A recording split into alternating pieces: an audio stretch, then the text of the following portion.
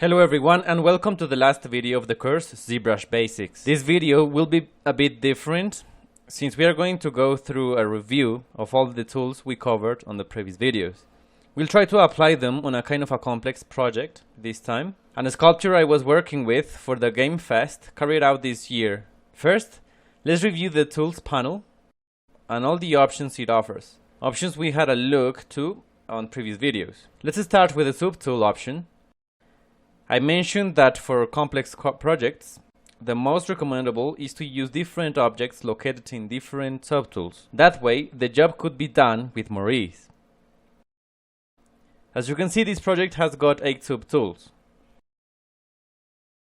the head, eyes, hair, all objects in an independent subtool, in order to have a more stable workflow. I've also used the geometry panel. At the beginning I didn't have all these subdivisions.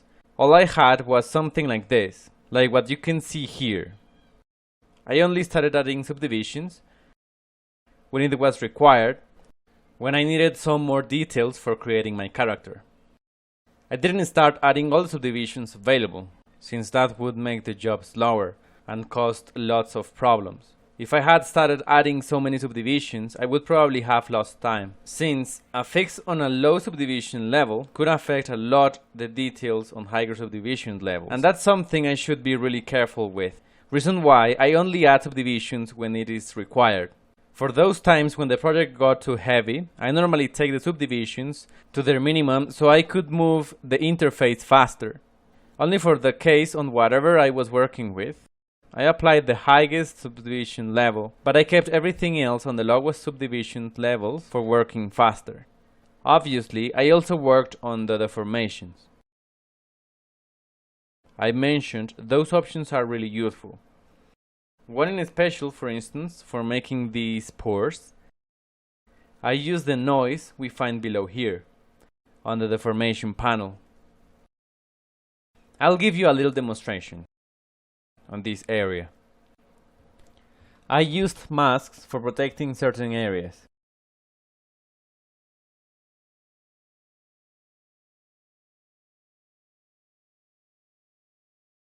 Sometimes when the mesh is too heavy, it is a little difficult to control, but let's try.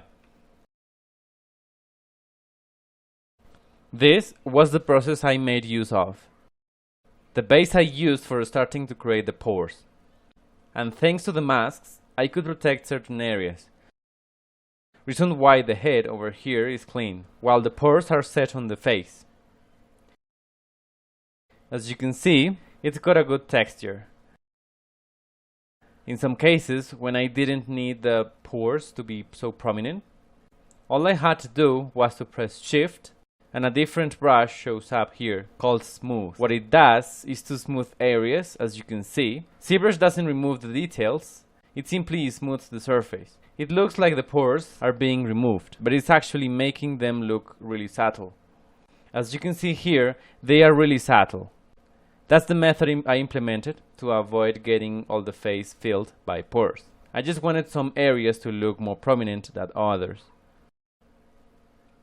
I started this sculpture from a sphere, and what I've done, for instance, to generate the jaw, or the head, it was to use taper. In order to compress part of the sculpture, I used a mask for protecting.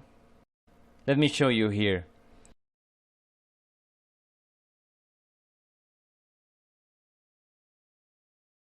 I had to set the right axis, in this case X,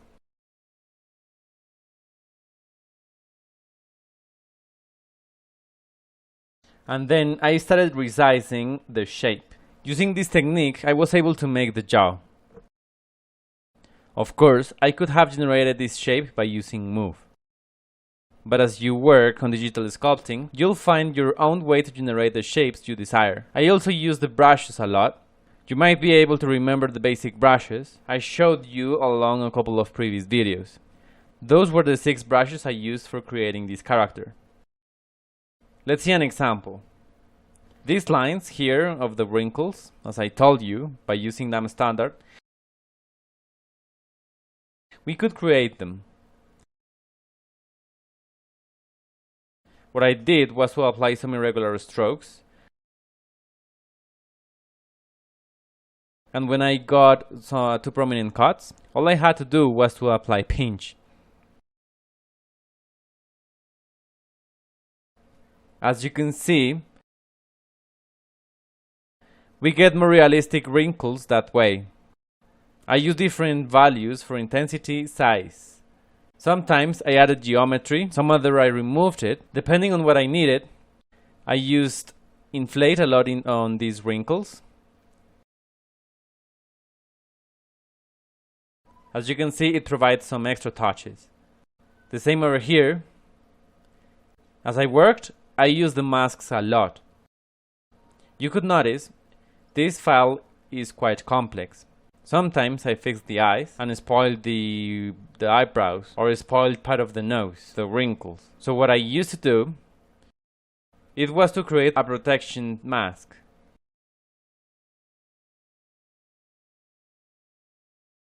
And then I proceeded to sculpt without spoiling the protected areas.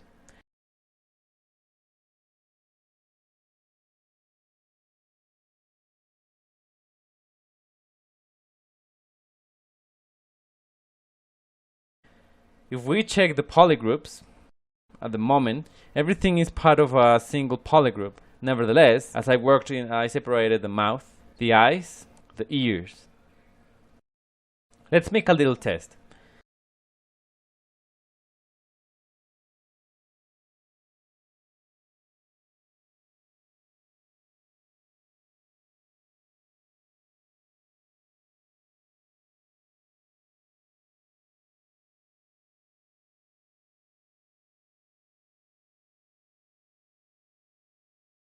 This way I could paint an area, and the 3D view could run smoothly.